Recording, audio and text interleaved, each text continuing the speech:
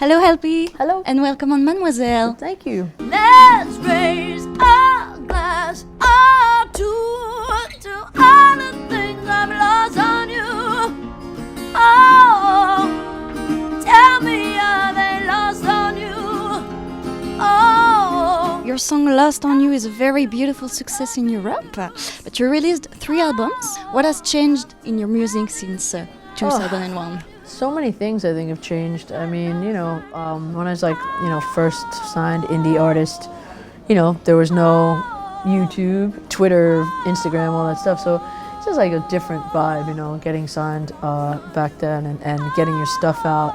And, and again, I was like very indie, it's like I didn't get signed to a major label till about 2006. I was in the major label system for like 3 years, and I just wrote like a ton of songs. I wrote about 130-40 songs, but no record came out, and I was dropped, and I just thought like, hey, my artist career is kind of done, and one of my songs got picked up by the Backstreet Boys, and then I started writing for other people. I was happy to be, getting paid to be a songwriter, you know what I mean? It beat like, working, my other job. When I realized I could write that many songs and I liked it, I just kept going, My managers were kind of like, you shouldn't be done as an artist. You should, write songs for you. And I think I felt kind of bolstered by their confidence a little bit. And I started playing ukulele, and I got really, it just kind of like made me enjoy music again, writing for me and singing. Wrote some more songs, and ta-da! Here I am, Mademoiselle. Facing your process, is your success more significant for you? I think it's, yeah, I mean, I think anything you have to work for that, takes a little longer is, I do feel like I'm really absorbing it and enjoying it and being appreciative of it, I'm really happy that that's possible, because I think sometimes it's like, gone in a second and you don't, you get really hung up on some of the wrong things, I think, sometimes if it happens too quick or too early. Not always, but, it's possible, and I don't know, yeah, it's definitely nice. I lost on you.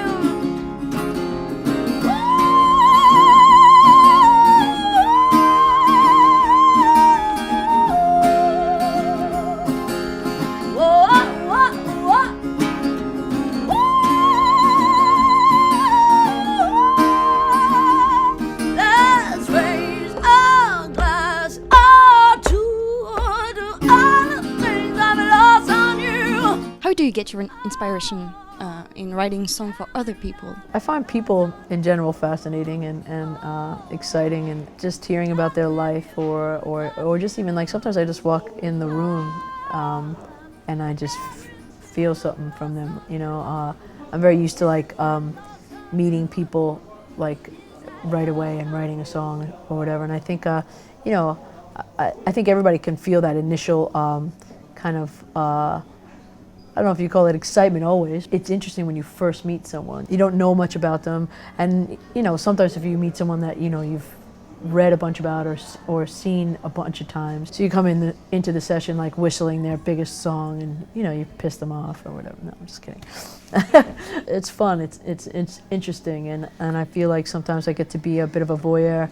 Not even like an actual voyeur, but like what I think is a voyeur. Like I start thinking about that person, or like hearing about their stuff, or just trying to fit a mood. You said that it helped you in writing your own songs, for your own music. Yeah, I learned different stuff. I just pick up different stuff. I couldn't tell you what I learned, you know what I mean? But I can tell that I like kind of absorb it. It's like a snowball kind of thing. It's just really interesting and fun to see how other people do things. It's constantly inspiring. So I mean, you have to. And then, there's times when you're not inspired at all, and I've learned to like kind of like not worry about those times and just kind of like, because I feel like I'm picking up stuff when I'm not putting out stuff. Is that something that you will carry on with your career, with your success? So. Yeah. Yeah, I think so. I mean, I know so. I enjoy it, and it's fun for me, and a little break from myself. I read that you were exposed to opera. Is that right? Mm-hmm. Yeah. Does it influence your music?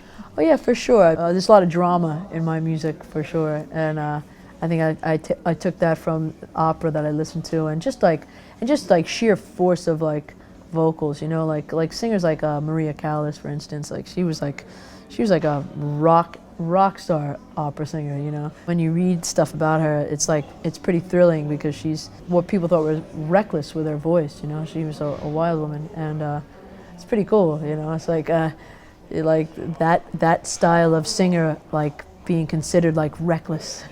Ooh, crazy. There was opera. You have influences from rock music, from folk music. How Yeah. would you define your own music? I think it's a bit of all of those. I would almost like, you know, sometimes it's like almost like folk opera. I feel like it's like anthemic folk opera, you know? I don't know. You know, I love everything from like, you know, Freddie Mercury to Bob Dylan to Woody Guthrie. My taste is eclectic, and I love,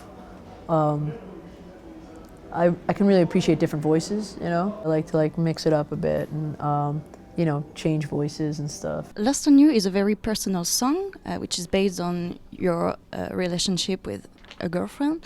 Do you think personal stories make better songs? You know, the human condition is has a lot of common themes in it. You know, what happens to us and what we go through in life. And you know, I think that you know, people will read into stuff wrongly and rightly when they listen to a song. But I think there's like a combination of things, that maybe the tone of voice, the lyric and the melody that combine to like kind of stir up feelings that people have also had, or like, you know, and I think songs are a way to connect to each other, you know, to feel, to know that we're not alone in our feelings, you know, etc. But if we feel something in a song, you know, we can, it heals us a bit.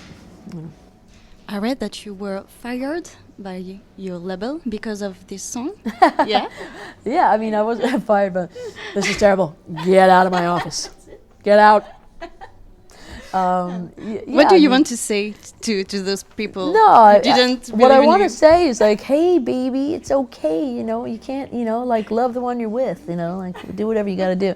Like I think, you know, as I say, like one person's treasure is another's trash. You know, I think, you know, I tell that story for a couple of reasons. You know, I've let go of it. You know, I'm very lucky. I mean, it's like, you know, what trips me out is the people who go through the same thing, who you know, are discarded in a way for something that was actually something. You know, I mean, think of all the painters that died before anyone even saw one painting. You know, Van Gogh, Van Gogh, you know, like people like that. And you know, I mean, that guy would blow his mind to see what goes on today for his paintings. A lesson not to give up. Hey, the song's on in the hotel yet. And there's, you know, something that goes on, you know, for people. I hope that they don't give up. You're a true inspiration. Thanks. I saw that you had a tattoo, a ship tattoo on your chest. I do have a ship tattooed on my chest. What does it symbolize for you? For me, you know, it was almost like the tail end of like a really painful time in my life, and it kind of, I used to hate when people said, it's the journey, the journey. And I wanted to like smack them in the head, you know, and they were right, you know, it really is. And that's like, you know, apropos of what we were talking about earlier, is that, you know, it is what you go through, and it is, you can appreciate things more and more when you have been through something difficult. So I feel like the journey has made me who I am, and made me appreciate where I am, and you know, so yeah, that's basically a symbol of the journey. I feel like a sailor in general, you know. I mean, I curse like a sailor. I live like a sailor. I'm all over the place. But yeah, I really, ships are beautiful. And what kind of journey can we wish you today? Today, who knows? I mean, you know, who knows where I'll end up. But, you know, I mean, I think everybody's journey, everybody's life is going to be, you know, ups and downs. And I don't really subscribe to the Buddhist philosophy of like not enjoying the highs or the lows. I'd like kind of like to just kind of keep the lows at bay and enjoy the highs as much as I can, you know. That's my own personal philosophy. Thank you so much, LP. Thank you. Thank you. Never got to